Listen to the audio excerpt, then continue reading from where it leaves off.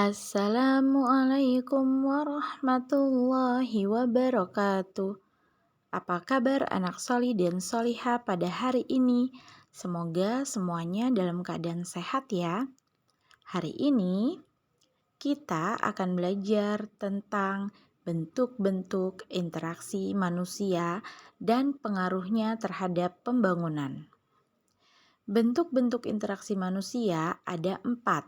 Yang pertama, interaksi sosial.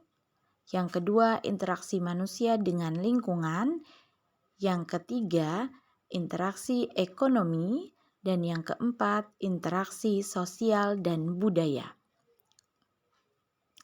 Kita akan bahas satu persatu. Yang pertama, interaksi sosial.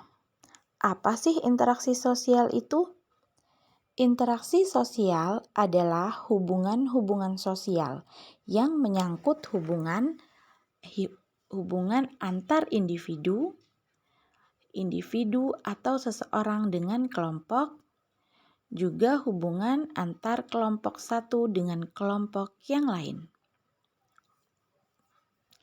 Kita diciptakan sebagai makhluk sosial yang butuh dan sangat saling membantu satu sama lain.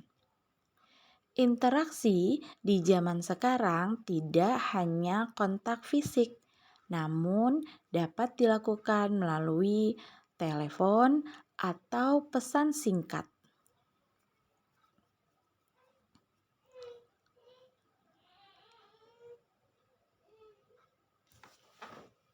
Interaksi sosial ini sangat dibutuhkan untuk kehidupan sehari-hari. Selanjutnya, interaksi manusia dengan lingkungan. Apa sih interaksi manusia dengan lingkungan itu? Kalau tadi, interaksi sosial berhubungan dengan kehidupan atau dengan orang-orang di sekitar kita. Jika interaksi manusia dengan lingkungan, hubungannya adalah dengan lingkungan sekitar. Ada 2 fokusnya. Yang pertama, interaksi manusia yang menyesuaikan diri dengan alam. Dan yang kedua, ada interaksi manusia yang mendominasi alam. Selanjutnya, kita ke poin ketiga, interaksi ekonomi. Interaksi ekonomi ini hubungannya dengan pembangunan ekonomi.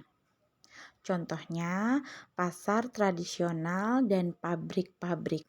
Di pasar tradisional terdapat interaksi antar manusia dengan pembeli dan pedagang yang beragam suku dan adat istiadat. Begitu juga di pabrik. Ada interaksi dari pegawai pabrik sampai atasan pabrik. Dan untuk interaksi ekonominya dari pabrik ini berinteraksi dengan penjual-penjual di toko-toko kecil dari hasil yang ada di pabrik tersebut.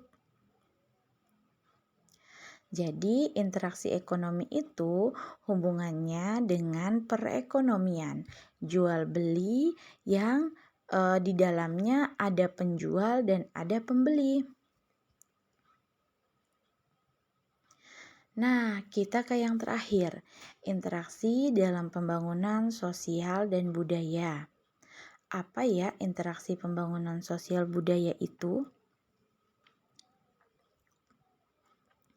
Kita sebagai bangsa Indonesia memiliki berbagai macam suku dan adat istiadat, bahasa, juga berbagai macam latar belakang.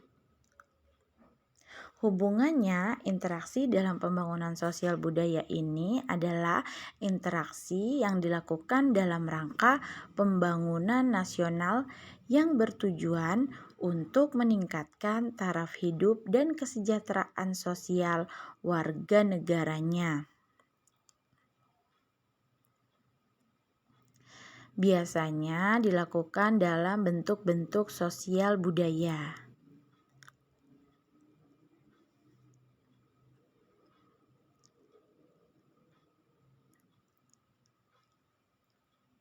Nah, interaksi sosial dan budaya ini berpengaruh terhadap pembangunan sosial, taraf hidup, dan kesejahteraan sosial setiap warga negaranya. Nah, apa manfaat dari interaksi dalam pembangunan sosial budaya?